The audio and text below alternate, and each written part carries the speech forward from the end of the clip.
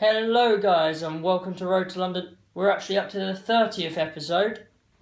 Yep, bit of a different intro there. Anyway, it's been a little while since the last update. I've actually raced twice in that time, over two different distances, and they were both actually the second fastest times I've run over those distances ever.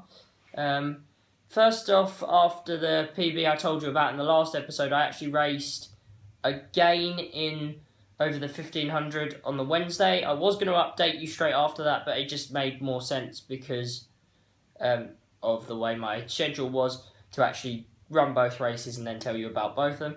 I actually ran my second fastest time ever. It was still under sub 440, so my second sub 440 clocking in actually under a week at the time.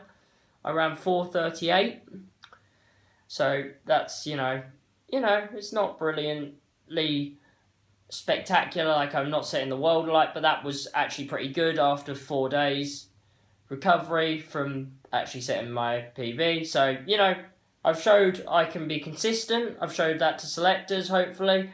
And there we go. I've showed that, I want to double up. So, at the World Championships, if I get the opportunity to go. So, showing consistency was quite important. The second one I'm less happy with, and that actually came last Sunday. I ran 2:18 over the 800 metres. If you watched one of my earlier episodes, I actually cannot remember the numbers because I don't go back and watch these repetitively. I can't remember what episode it was, but if you watch the series, you'll know that I ran 2:17 indoors. I actually only ran 2:18 over the 800, which,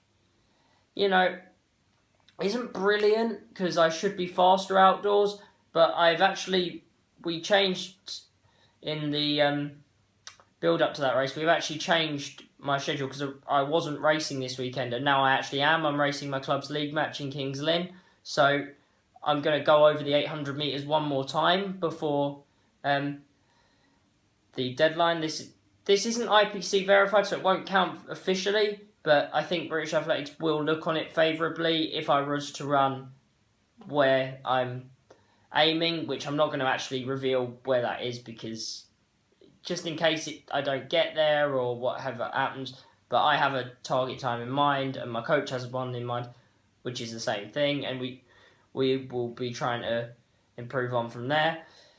The thing with it as well, this will be my last race in the UK before the deadline at the weekend.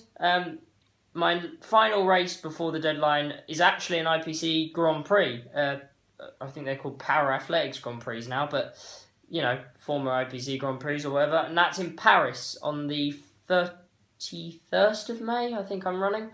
I fly out there on the 29th, so I'm struggling to remember the actual date off the top of my head, but I know I fly out on the 29th. Anyway, so I'm running in that, and that will be over the 1500 metres, one final time, and hopefully then on the 6th of June, because the date has been pushed back, the selection for the London World Championships, hopefully I'll be selected in the 1500 metres and possibly even the 800 metres as well.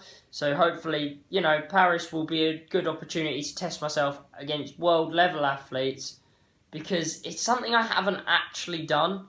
Like, I've been to World Juniors, so I tested myself against good junior level athletes, but I've never been allowed would probably be the right word, to go and try and see what the world level guys are like. So, it might be a really weak field, it might be a really strong field because I haven't looked at the entries, but, it would be nice to hopefully get some good experience against some decent calibre of and other different type of athlete from in a foreign country. So, that'll be a good experience. I'll probably do one more video before I go to Paris, but who knows, I may not have a chance. I hope to do one more anyway. But thanks for watching. See you in the next one.